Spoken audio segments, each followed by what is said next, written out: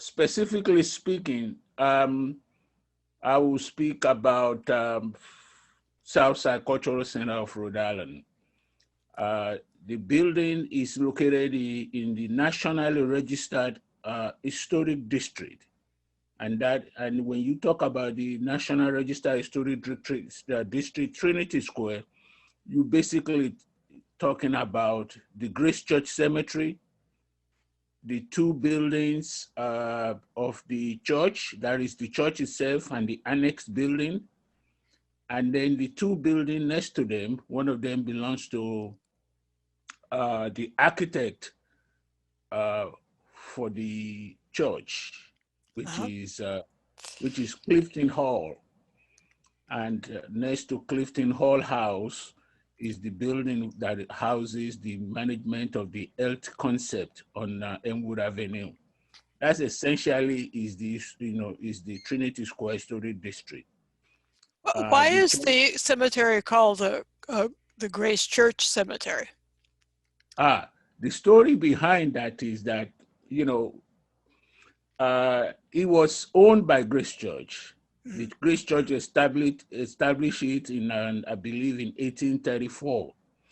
So the joke is that, while Grace Church established that in 1834, catering to the dead, the Matthewson Street Methodist Church, from which our current church at Trinity Square came from, is a breakaway from the Matthewson Street United Methodist Church.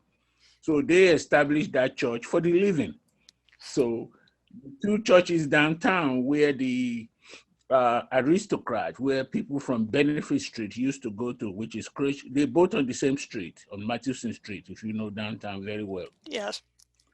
Yeah, so the Grace Church is basically Anglican, and the Methodist Church is Episcopal. So that's where all of the ruling class on Benefit Street go to. And the working class, which is our end of town, where they built all the 3-deckers for the working folks when they start bringing them in to do during the Industrial Revolution. So when I say the story of that area is the story of Rhode Island. So right. The interaction between the working class and the ruling class, and why the working class felt like, okay, we got to build our own church in our own neighborhood and we won't have to go downtown. So they built the church in 1865. And in 1914, they added the annex building. And the annex building of the church was built using what they call Akron plan. That's how the Methodists were building their annex building around the country at that time.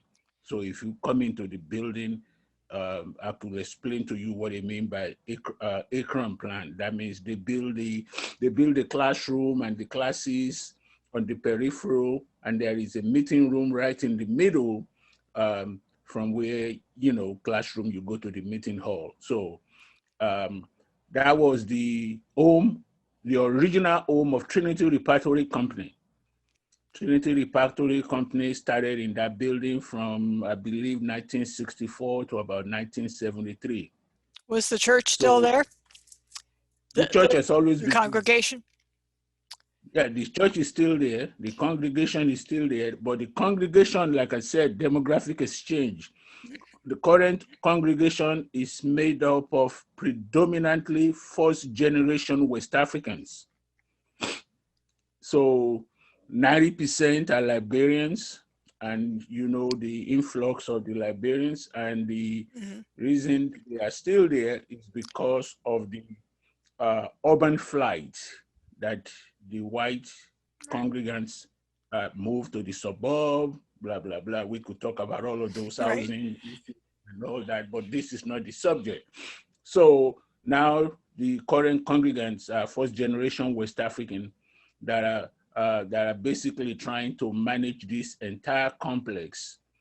Like I said, it used to house Trinity Repertory Company, and when they left in 73, he has suffered a lot of lack of maintenance, so to say.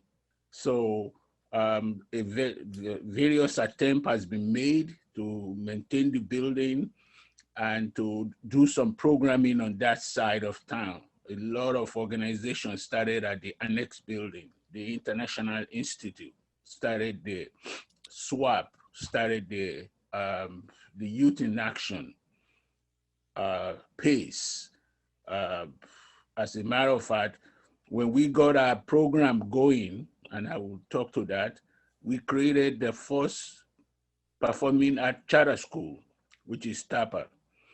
Like everybody else, they have moved out. They are now downtown, but we still have a link because we are the founding organization. Yeah, you've been kind of